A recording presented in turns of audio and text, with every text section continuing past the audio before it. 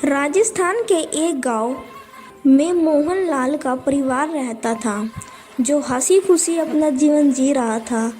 बच्चों की चहचहाहट, बच्चे स्कूल में जाते थे, मौज मस्ती करते थे। लेकिन एक दिन उनके जीवन में कुछ ऐसा घटित हुआ जिसने उनका पूरा जीवन ही बदल कर रख दिया। माया, मैं काम पर जा रहा हूँ। सुनो जी, आज राशन भी खत्म हो गया है। घर का राशन भी लाना है और बच्चों की फीस भी देनी है स्कूल में। आज ओवरटाइम करूंगा, जिससे कि ठेकेदार मुझसे ज्यादा खुश हो जाए, क्योंकि काम करने के बाद मुझे उनसे पैसे भी लेने हैं, बच्चों की फीस भी देनी है, घर का राशन भी खत्म हो गया है, राशन भी लाना है। संभल के मोहन, ईंट भारी है। जल्दी काम खत्म कर लेता हूँ, फिर ठेकेदार से पैसों के बारे में भी बोलना है। अरे मेरी कमाई! जल्दी किसी को बुलाओ।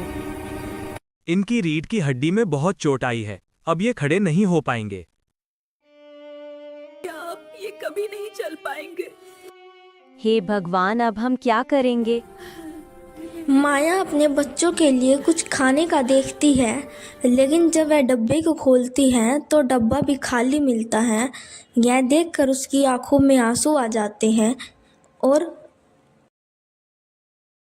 माँ, क्या आज हमें भूखी रहना पड़ेगा? नहीं मेरे बच्चों, मैं कुछ करती हूँ। जब माया शाम के समय अपने पति के बिस्तर के पास बैठी हुई होती है, तो वह मन ही मन सोच रही होती है कि मुझे घर का खर्चा भी चलाना है और उनकी दवाइयों का खर्चा भी चलाना है। हे भगवान, ये सब कैसे होगा? मैं क्या करूं? फिर अगली सुबह माया काम करने का डिसीजन लेती है और वह काम पर जाती है। मामा जल्दी आना।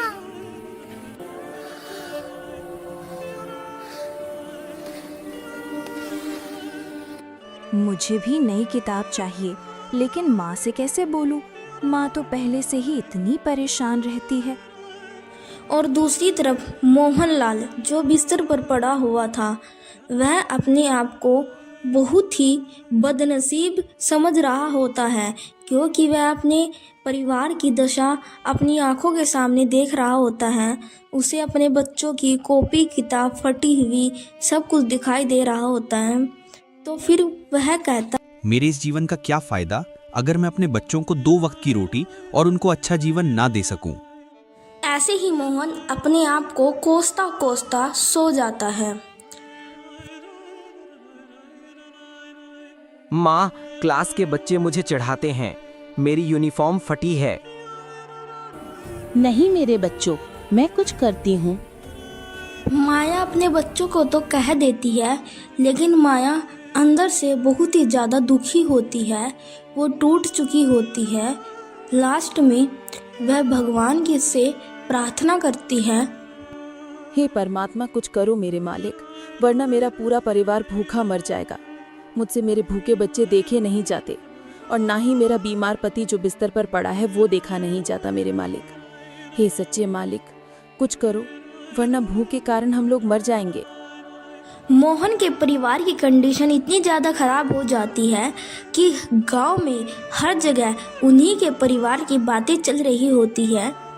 अरे तुमने सुना है क्या माया की कंडीशन के बारे में? माया का परिवार तो भगवान भरोसे है अब। कितना सहती है बेचारी। अरे तुझे पता है, राजू ने अपनी पढ़ाई छोड़ दी है क्योंकि उसके पापा का एक्सीडेंट हो गया है और वो स्कूल की फीस नहीं दे पाएंगे। बेचारा राजू। और दूसरी तरफ मीरा काम पर जाती है और दूसरों के घर पर काम करने के बाद जो उसे थोड़ा बहुत पैसे मिलते हैं, वह पैसे उसको अपने पति की दवाई में वह खर्च हो जाते हैं। इसलिए घर का खर्चा चलाना भी उसके लिए बहुत ज़्यादा मुश्किल हो पा रहा था। कई बार तो बच्चे भी भूखे ही सो जाते थे। देखो देखो कौन आया।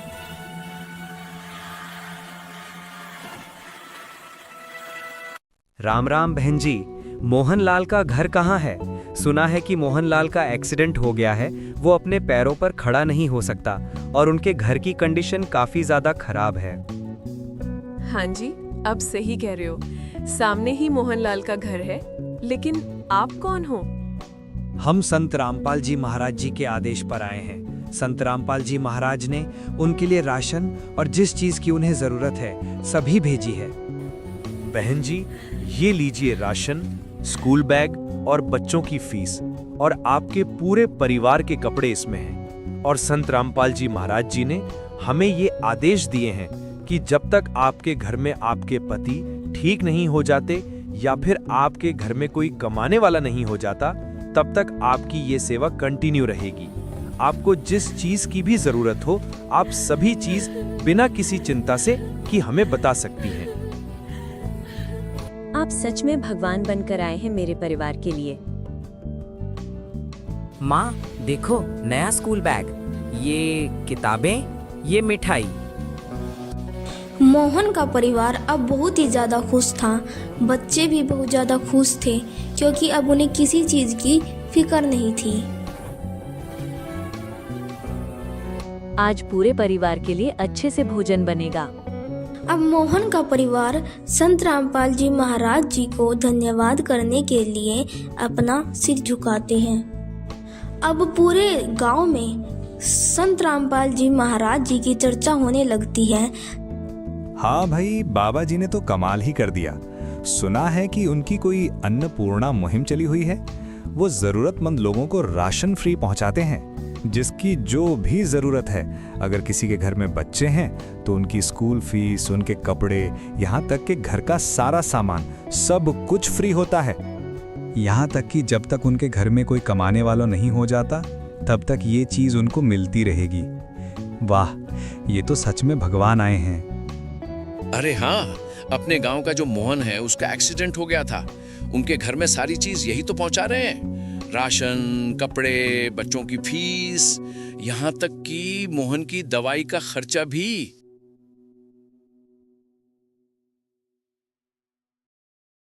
अब हमारा स्कूल में कोई मजाक नहीं उड़ाएगा, क्योंकि हमारे पास भी नई स्कूल ड्रेस है। बच्चे अब बहुत ही ज़्यादा खुश थे।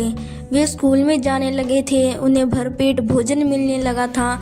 उनकी जो भी ज़रूरत थी, सारी वे ज़रूरत संत रामपाल जी महाराज पूरी कर रहे थे। अब वे अपना जीवन पहले की तरह, बल्कि पहले से अच्छा अपना जीवन जीना उन्होंने स्टार्ट कर दिया था।